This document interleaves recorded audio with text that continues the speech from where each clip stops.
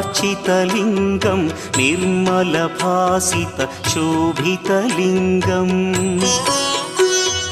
जन्मज दुःखविनाशकलिङ्गं तत्प्रणमामि सदा शिवलिङ्गम्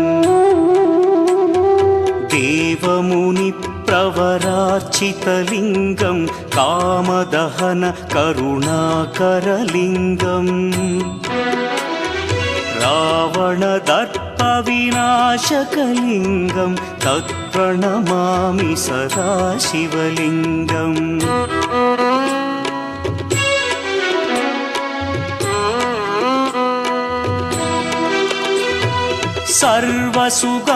सर्वसुगन्धसुलेपित